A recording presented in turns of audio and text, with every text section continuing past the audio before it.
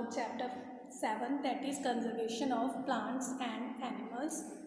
Last time मैं ਤੁਹਾਨੂੰ ਦੱਸਿਆ ਸੀ consequences of deforestation and ਅੱਜ ਅਸੀਂ ਕੀ ਕਰਾਂਗੇ biodiversity and biosphere. As you already know, wildlife and forest are interrelated. Wild animals ਜਿਹੜੇ ਆ ਫੋਰੈਸਟ 'ਤੇ ਡਿਪੈਂਡ ਕਰਦੇ ਨੇ ਔਰ ਫੋਰੈਸਟ ਦੇ ਕਰਕੇ ਜਿਹੜਾ ਵਾਈਲਡ ਲਾਈਫ ਆ ਉਹ ਕੀ ਸਰਵਾइव कर पाती है। और अगर असी ट्रीज़ ਨੂੰ कट आउट कर देने फॉरेस्ट कट कर देने तो फिर सारी जी वाइल्ड लाइफ है वो की है वाइल्ड एनिमल्स की हो जाते बेकार हो जाते अनहोम हो जाते हैं। और बायोस्फीयर की है biosphere refers to that part of earth where living organisms exist कि वो वाला पार्ट साडे अर्थ का जिथे कि लिविंग ऑर्गेनिजम्स की ने एग्जिस्ट करते हैं सर्वाइव कर पाते हैं उसनों असीं की बोलते हैं वो वाले रीजन को biosphere. Next is biodiversity. Biodiversity की होंगे जिथे कि वो वाला area refers to the variety of organisms that is plants and animals and micro organisms existing on the earth जिमें कि प्लांट्स एनिमल्स या होर भी जोड़े माइक्रो ऑर्गेनिजम्स है वो की है साडे मतलब अर्थ पर एग्जिस्ट कर पाते हैं और ये तीनों की है एक दूजे के नाल इंटर रिलेटेड ने एक दूजे पर डिपेंड करते हैं। तिन्हों दी जोड़ियाँ वैरायटीज़ पाई जाती तीनों ऑर्गेनिजम्स माइक्रो ऑर्गेनिजम्स या प्लांट्स या एनिमल्स जो डिफरेंट फॉर्म्स पाई जाती उन्होंने असी की बोलते हैं उसमें असी biodiversity. Next is conservation of forest and wild life. हुण जिहड़े आ वाइल्ड लाइफ तो फॉरेस्ट जी साड़ी की खत्म हो जा रही है उन्होंने बहुत ज़्यादा रिस्क आ रहा है बट असी इन्हों जो कंजर्व किमें कर सकते हैं बायोडाइवर्सिटी को कंजर्व किमें कर सकते हैं ये कुछ स्टैप्स ने जिमें कि सानू ट्रीज़ को कट आउट नहीं करना चाहिए अवॉइड करना चाहिए घट तो घट ट्रीज़ जोड़े कट करने चाहिए। नैक्सट ट्रीज़ को वध तो वध लगाना चाहिए afforestation should be undertaken. Animals की जी हंटिंग आ उन्होंने शिकार से एनिमल्स के शिकार से जो स्ट्रिक्टली बैन लगानी चाहिए है। प्रोटैक्टेड एरियाज जिमें national parks wild life sanctuaries and biosphere reserves इन्हों जो इस्टैबलिश करना चाहिए है। डिफरेंट फॉर्म्स ऑफ एनर्जी जोड़े सोर्सिज ऑफ एनर्जी यूज़ करने चाहिए। Environmental awareness programmes for the masses should be conducted. सानू जो अवेयर करने लोगों को जागरूक करने इन्वायरमेंट के नाल जोड़ा जागरूक करने कुछ अजिहे प्रोग्राम जो इस्टैबलिश करना चाहिए है वड्डे पद्धर पर।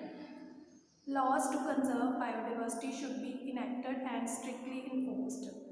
जोड़े भी साडी कॉन्स्टिट्यूशन के लॉज बने गए हैं बायोडाइवर्सिटी को प्रिजर्व करने वो की है सानू अप्लाई करने चाहिए। Next how can we conserve the problems of deforestation.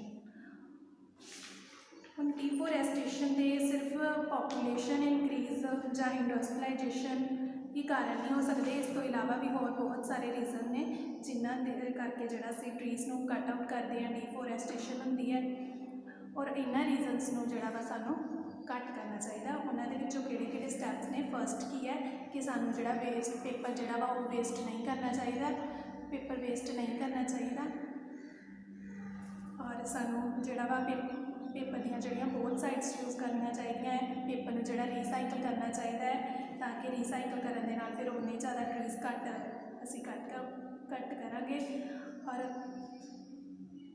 जोड़े इस तरह से हार्मफुल कैमिकल्स तो जोड़ा बच सकते हैं पेपर का यूज़ कट करके।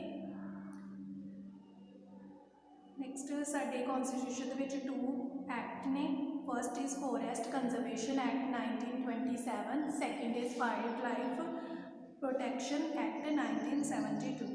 इन्होंने जोड़े एक्ट ने इन्हों सानू किया स्ट्रिक्टली फॉलो करना चाहिए और इन्हों अगर ये वाले एक्ट्स में असी फॉलो नहीं करते तो फिर इन्हों पर जो पनिशमेंट भी होनी चाहिए है कंजर्व अगर मतलब असी स्टैप्स नहीं फॉलो करते हैं। Next is protected areas. किहड़े प्रोटैक्टेड एरियाज ने जोड़े गवर्नमेंट वालों की है इस्टैबलिश किए गए हैं। The Government of India passed the Wildlife Protection Act in 1972 under which protected areas like national parks and wildlife sanctuaries have been created।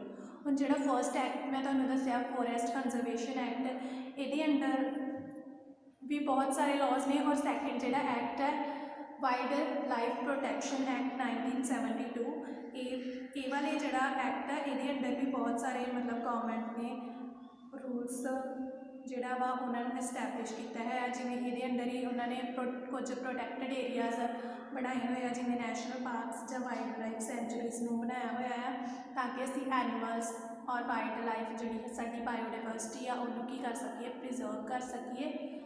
Protected area दे विच जिहड़ा वा सब तो पहला की आते हैं नैशनल पार्कस। नैशनल पार्कस वो वाले रीजन होंगे है इज़ अ लार्ज एरिया जिहदे सिर्फ असीं की आ वाइल्ड लाइफ में प्रोटैक्ट कर सकते हैं, जंगली जिहड़े एनिमल्स आ वाइल्ड एनिमल्स आ उन्होंने सिर्फ प्रोटैक्ट कर सकते हैं। National parks preserve flora fauna landscape historic objects of an area. National parks की आ जाता है कि हिस्टोरिकल ऑब्जेक्ट्स भी आ जाते हैं जिन्होंने असीं प्रिजर्व करना होंदा है, फ्लोरा फौना वैजीटेशन वगैरह सारा एनिमल्स और लैंड नाल रिलेटेड सब कुछ आ जाता है ये नैशनल पार्क के। अगे सैकेंड प्रोटैक्टेड एरिया साडा एनिमल्स में प्रोटैक्ट करने का की है सेंचुरी। सेंचुरी की है it is sanctuary is very large area which gives a protection and suitable living condition to the animals। ये ओनली जो एनिमल्स में प्रोटैक्ट किया जाता है ਜਾਂ ਉਹਨਾਂ ਨੂੰ ही मतलब सूटेबल इन्वायरमेंट कंडीशनस ਜਿਹੜੀਆਂ ਵਾ ਉਹ प्रोवाइड ਕੀਤੀਆਂ ਜਾਂਦੀਆਂ ਵਾ। Activities like collection of minor forest product ਜਾਂ फिर एनिमल्स ਨੂੰ ਜਿਹੜਾ ਵਾ किल करना ਜਾਂ ਉਹਨਾਂ ਦੇ ਜਿਹੜਾ ਵਾ कुछ बॉडी पार्ट्स ਨੂੰ ਜਿਹੜਾ ਵੇਚਣਾ पोचिंग वगैरह वो सब कुछ की है स्ट्रिक्टली प्रोहिबिटेड ਹੁੰਦਾ है, स्ट्रिक्टली उत्ते बैन ਹੁੰਦਾ है। इन्हां दे विचों साडे कुछ एनिमल्स ने जिवें क्रोकोडाइल पाइथन मरीनो ये जिहड़े तीनों एनिमल्स आ बहुत ज़्यादा खतरे दे विच आ वाइल्ड एनिमल्स। और सेंचुरी इसलिए जिहड़ा वा अप्लाई मतलब इसलिए इन्हूं इस्टैबलिश किया गया ताकि असीं जिहड़े खतरे एंडेंजर्ड स्पीशीज़ ने उन्हां नूं असीं की कर सकीए, प्रिजर्व कर सकीए। Next is biosphere reserve. Biosphere reserve are the very large areas, ये बहुत ज़्यादा वड्डे ने नैशनल पार्क एंड सेंचुरी दे नालों जिहड़ा ये बहुत ज़्यादा लार्ज एरियाज होंदे ने जिहड़े कि एनिमल्स नूं प्रोटैक्ट करने विच की है हैल्प करते हैं। साडे इंडिया दे विच टोटल किन्ने 18 नैशनल बायोस्फीयर रिजर्व्स ने जिहड़े कि है एनिमल्स नूं प्रोटैक्ट करने में हैल्प करते हैं। बायोस्फीयर रिजर्व के विच नैशनल पार्कस भी आ जाते हैं एंड सेंचुरीज भी आ जांदियां ने। और मेनली ये जिहड़ा की करते हैं कंजर्व करते जिहड़ियां साडियां ट्रेडिशनल ट्राइबल्स होंदियां वा उन्हां नूं जिहड़ा वा लिविंग कंडीशन प्रोवाइड करते हैं। ट्राइबल्स आदिवासी जिहड़ियां जातियां होंदियां साडियां ट्रेडिशनल उन्हां नूं जिहड़ा सर्वाइव करने में हैल्प करते हैं। और इस तो इलावा जिहड़ा बायोडाइवर्सिटी नूं कंजर्व करते हैं और मेनली ये जिहड़ा इकोलॉजिकल जिहड़ा बैलेंस आ उन्होंने की है प्रिजर्व करते हैं। बायोस्फीयर रिजर्व नूं जिहड़ा वा असीं 3 जोनस दे विच कैटेगराइज किया हुआ है। फर्स्ट जोन है ट्रांजिशन जोन और इसनूं असीं आउटर मोस्ट जोन भी बोलते हैं। आउटर मोस्ट जोन दे विच की होएगा कि इहदे विच कोई भी ह्यूमन एक्टिविटी आ हो सकती है, बहुत सारिया ह्यूमन एक्टिविटीज़ हो जाती हैं जिमें कि कल्टीवेशन मतलब ह्यूमन जिहड़ा वा वो अपनी इंटरफेरेंस पूरी कर सकता, कोई रोक टोक नहीं होगी और जिहड़ा सारा इकोलॉजिकल बैलेंस आ वो इहदे विच मेनटेन रहता है।